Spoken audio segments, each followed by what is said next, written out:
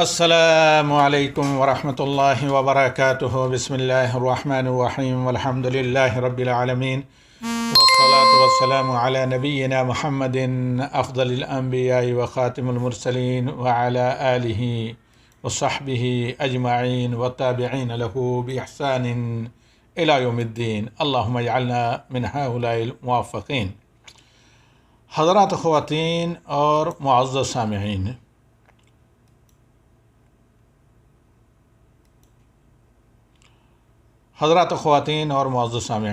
آج کا ہمارا یہ درس توحید نمبر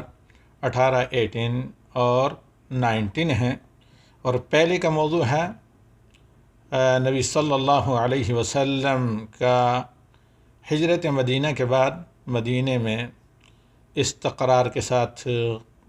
قیام کا آغاز، اور پھر شرائع اسلام کا نزول، اور دوسرا موضوع انشاءاللہ العزیز رہے گا آپ صلی اللہ علیہ وسلم کی وفات۔ تو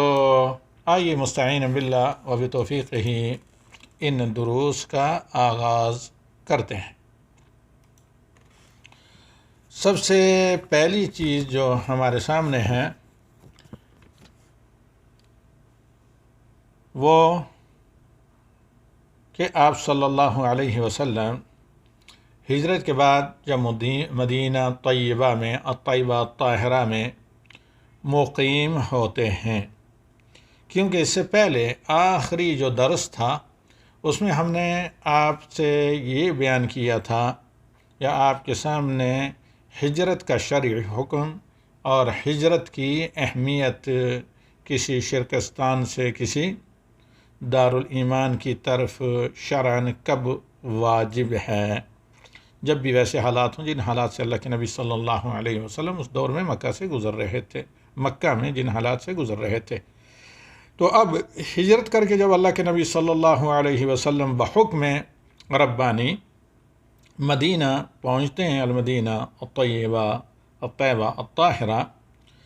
تو آپ صلی اللہ علیہ وسلم کو اللہ تعالیٰ کی طرف سے باقی جو شرائع اسلام ہیں ان کا حکم ہوتا ہے، اور آپ صلی اللہ علیہ وسلم پھر شریعت محمدی کا وہاں پر تفصیلاً احکام کا نفاذ کرتے ہیں۔ مثلا زکوٰۃ کی فرضیت، ماہ رمضان کے روزوں کی فرضیت جو دونوں کے دونوں رکن اسلام ہیں، اور توحید اور صلاۃ کے بعد اہم ترین رکن، اور اسی طرح بیت اللہ کا حج، نماز کے لیے اعلان کے طور پر اذان، اور جہاد فی سبیل اللہ، امر بالمعروف نہی عن المنکر وغیرہ وغیرہ جو اسلامی شرائع اور احکام ہیں۔ ان شرائع کی عملی تطبیق کے لیے آپ صلی اللہ علیہ وسلم نے 10 سال کا وقت لگایا مدینے میں، اور جب دین اللہ کے حکم سے مکمل ہو گیا تو بعد ازاں اللہ کے نبی صلی اللہ علیہ وسلم کی وفات ہوئی، صلوات اللہ وسلم علیہ، اور دین آپ صلی اللہ علیہ وسلم کا تکمیل کے بعد تا قیامت باقی، آپ جس طرح امام المرسلین ویسے ہی خاتم الانبیاء والمرسلین بھی، اور آپ کو اللہ تعالیٰ نے تمام ثقلین جن و انس کی طرف نبی اور رسول بنا کر بھیجا، اور آپ کی شریعت سے جو بھی نکلنا یا باہر رہنا کسی بھی حیلے بہانے سے جائز سمجھتا ہے وہ دائرہ اسلام سے خارج ہو جاتا ہے، اور تمام بنی نوع انسان و جن پر فرض ہے نبی صلی اللہ علیہ وسلم کی شریعت پر ایمان لانا۔ لیکن ساتھ ساتھ یہ بھی یاد رکھیں کہ لا اکراہ فی الدین، حق اللہ تعالیٰ نے بیان کر دیا ہے قرآن و سنت کے ذریعے، نبی صلی اللہ علیہ وسلم اور آپ کے صحابہ کی تطبیق کے ذریعے۔ اب اگر اسے کوئی نہیں مانتا ہے تو پھر انہی آیات میں آگے اللہ رب العالمین نے کہا کہ ایسے شخصوں کا استقبال جہنم میں ہوگا جہاں سے کبھی وہ آزاد نہیں ہوں گے۔ سورہ بقرہ میں آیت الکرسی کی بعد والی آیات کی تلاوت کر لیں۔ اور یہ آپ صلی اللہ علیہ وسلم کا وہ دین ہے جو تمام ادیان پر مہیمن، سابقہ ادیان پر اس دین میں کوئی بھی خیر و بھلائی کی بات نہیں ہے جس کا کہ نبی صلی اللہ علیہ وسلم نے امت کو حکم نہ دیا ہو۔ اور سب سے بڑی خیر، بلکہ خیر کی کنجی کیا ہے؟ توحید، وہ بھی توحید الوہیت۔ اور کوئی بھی شر نہیں ہے، ضرر نہیں ہے، اور برائی بات نہیں ہے، برائی نہیں جس سے نبی صلی اللہ علیہ وسلم نے خبردار نہ کیا ہو۔ سب سے بڑی برائی شرک ہے، اللہ کے ساتھ غیروں کو شریک ٹھہرانا۔ تو لہذا میں عرض کر رہا تھا کہ یہ دین محمدی ہے کہ ہر خیر پر امت کی نبی صلی اللہ علیہ وسلم نے رہنمائی کی، کتاب اللہ اور سنت رسول کے ذریعے، اور ہر شر سے خبردار کیا، اور جس خیر کی رہنمائی کی اس کا نقطہ آغاز توحید سے ہوتا ہے، اور ہر طرح کے شر سے منع کیا، اور سب سے بڑا شر کیا ہے؟ شرک ہے۔ اور توحید کے ساتھ ساتھ ہر اس کام کا اللہ کے نبی صلی اللہ علیہ وسلم نے امت کو خوگر بنایا، عملی طور پر امت کی تربیت کی، جو اللہ کا محبوب اور اللہ کے مرضی کا کام ہے۔ جس شر سے نبی صلی اللہ علیہ وسلم نے امت کو خبردار کیا وہ شرک ہے، اور وہ تمام کام جنہیں اللہ ناپسند کرتا ہے اور جو اللہ کے ہاں قابل قبول نہیں۔ اللہ رب العالمین نے تمام بنی نوع انسان کی طرف نبی صلی اللہ علیہ وسلم کو مبعوث فرمایا، اور سب پر آپ کی اطاعت فرض کی، اور آپ صلی اللہ علیہ وسلم کی اطاعت تمام ثقلین جن و انس پر فرض کی۔ بارہا آپ سنتے رہے ہیں خطبوں میں، دروس میں، حدیث صحیح مسلم جس کے راوی علی بن ابی طالب رضی اللہ تعالی عنہ ہیں کہ والذی نفس محمد بیدہ لم یسمع بی یہودی ولا نصرانی ثم لم یؤمن بی الا کان من اصحاب النار۔ یہ عموماً ہے، بس اس زمانے میں چونکہ ڈائریکٹ جو وہ تھا احتکاک یہود و نصارہ کے ساتھ تھا، اور وہ دعوے دار تھے کہ ہم دین اسلام پر ہیں جس کو عیسیٰ اور موسیٰ لے کر آیا،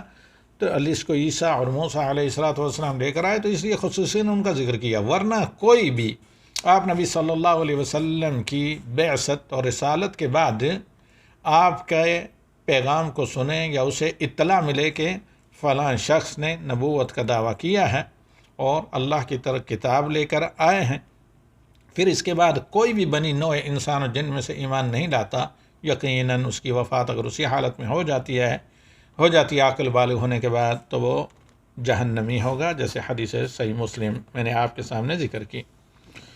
اور دلیل اس بات کی کہ اللہ کے نبی صلی اللہ علیہ وسلم کی طاعت تمام بنی نوع انسان و جن پر فرض ہے۔ اللہ کا فرمان سورہ اعراف میں قُلْ يَا أَيُّهَا النَّاسُ إِنِّي رَسُولُ اللَّهِ إِلَيْكُمْ جَمِيعًا، اے نبی صلی اللہ علیہ وسلم آپ اعلان کر دیں، تمام لوگوں کو یہ بتا دیں کہ میں اللہ کا پیغمبر اور رسول ہوں تم سب کی طرف۔ سورہ الاعراف آیت نمبر 158۔ اور اللہ رب العالمین نے اپنا دین اپنے نبی صلی اللہ علیہ وسلم اس کتاب کریم کے ذریعے مکمل کیا، جس کی دلیل سورہ المائدہ کی آیت نمبر 3 جو حجۃ الوداع کے موقع پر میدان عرفات میں نازل ہوئی، اور جس پر دیگر اصحاب ملل یہود و نصارہ کہتے ہیں کہ ہمارے دین میں ایسی آیت ہوتی تو اس کے نزول کے دن کو ہم عید مناتے۔ حضرت عمر کہتے ہیں مجھے وہ وقت، وہ ٹائم، وہ آیت بھی یاد ہے جب نازل ہوئی، لیکن ہم وہی کریں گے جو نبی صلی اللہ علیہ وسلم نے مشروع کیا۔ جب اتنے اہم موقع پر کوئی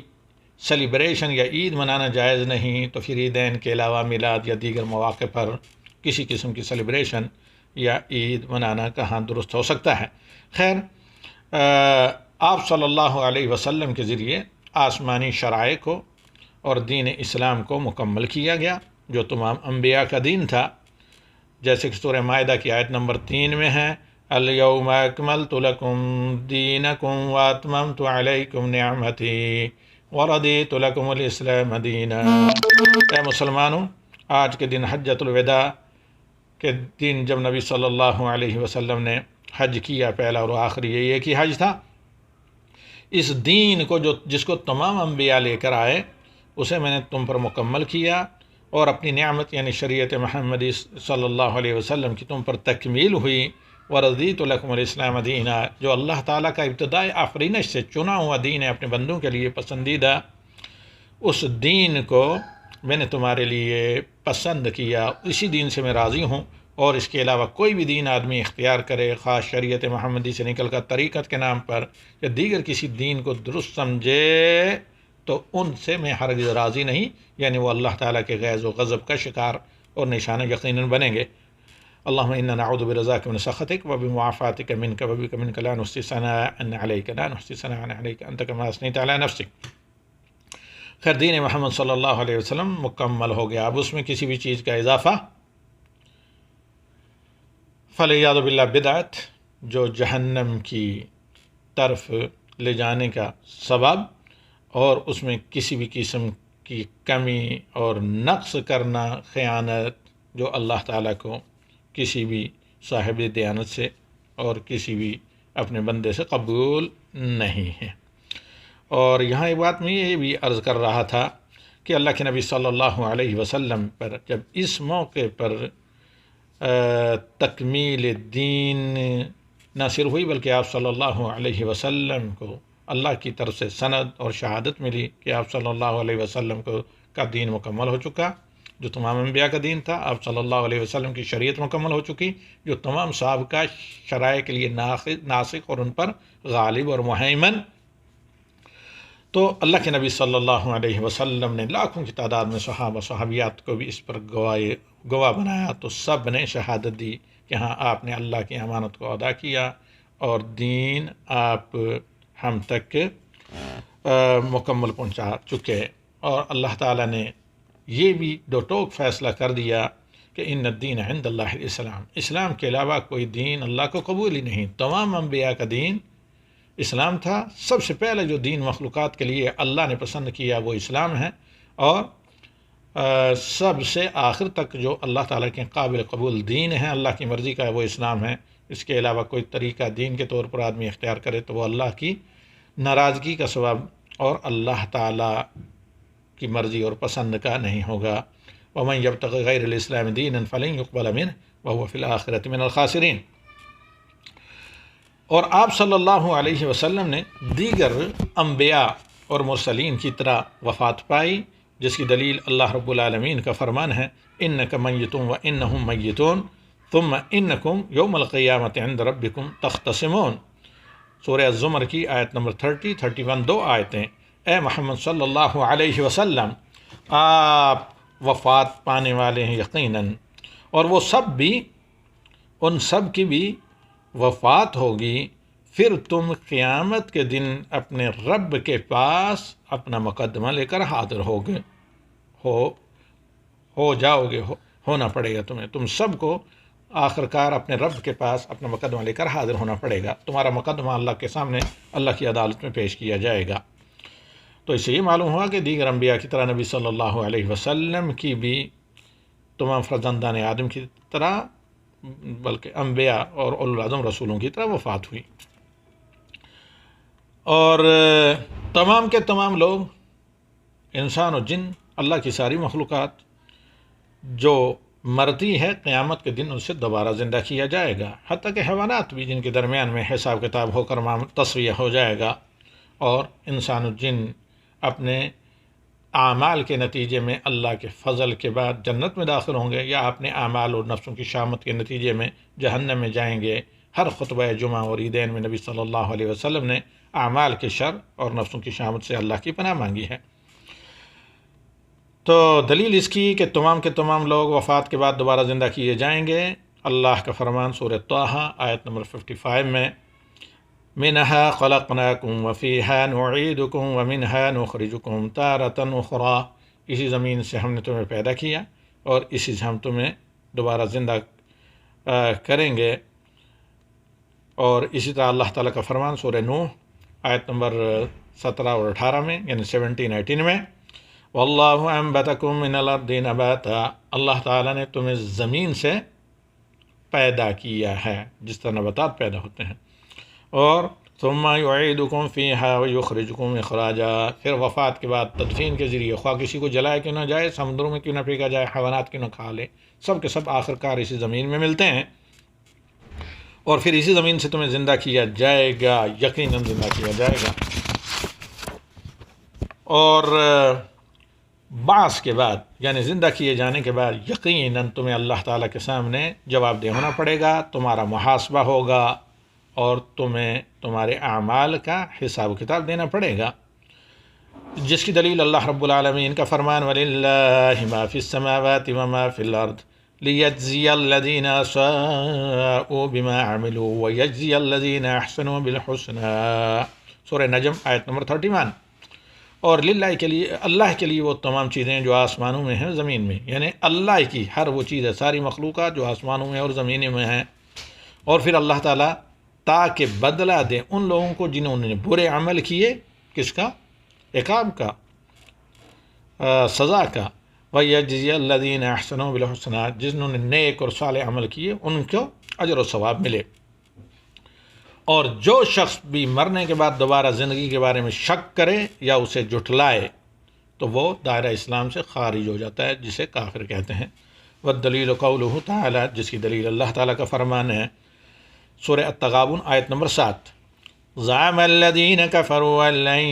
یبعثوا قل بلی وربی لتبعثن ثم لتنبؤن بما عملتم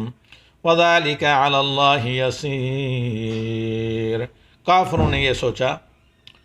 یہ خیال کیا کہ ہرگز وہ مرنے کے بعد دوبارہ زندہ نہیں کیے جائیں گے، جیسے سورہ یاسین کے آخر میں مغیرہ بن ان کا ولید بن مغیرہ کا واقعہ نقل کیا ہے اللہ تعالیٰ نے۔ ان آیات کو موقع ملے تو آپ لوگ پڑھ لیں، سورہ یاسین کے آخر میں وَضَرَبَ لَنَا مَثَلًا وَنَسِیَ خَلْقَهُ قَالَ مَن يُحْيِي الْعِظَامَ وَهِيَ رَمِيمٌ قُلْ يُحْيِيهَا الَّذِي أَنشَأَهَا أَوَّلَ مَرَّةٍ وَهُوَ بِكُلِّ خَلْقٍ عَلِيمٌ۔ تو اللہ تعالیٰ کہتا ہے کہ کافروں نے یہ سوچا کہ وہ مرنے کے بعد اٹھائے نہیں جائیں گے۔ قُلْ بَلَىٰ وَرَبِّي، کہہ دیجئے ہاں کیوں نہیں میرے رب کی قسم، لَتُبْعَثُنَّ ثُمَّ لَتُنَبَّؤُنَّ، تمہیں زندہ کیا جائے گا اور زندہ کرنے کے بعد جو کچھ تم نے دنیا میں کیا دھرا ہے وہ سب کا سب تمہارے سامنے آئے گا۔ ثُمَّ لَتُنَبَّؤُنَّ بِمَا عَمِلْتُمْ، اور یہ سمجھتے ہو کہ یعنی ہڈیاں بوسیدہ ہو کر مٹی میں مل جاتی ہیں، جیسے الولید بن مغیرہ نے نبی صلی اللہ علیہ وسلم کے سامنے ایک ڈرامہ پیش کیا، تو وَذَلِكَ عَلَى اللَّهِ يَسِيرٌ، یاد رکھیں اللہ کے لیے کوئی مشکل نہیں۔ جب تمہیں آدم سے پیدا کیا تو کچھ نہ کچھ تمہارے ذرات موجود ہونے کے بعد تمہارے فلسفے کے اعتبار سے بھی پہلے کے مقابلے میں زیادہ آسان ہے، ورنہ اللہ پر ہر چیز آسان ہے۔ انما امرہ اذا اراد شیئا ان یقول له کن فیکون۔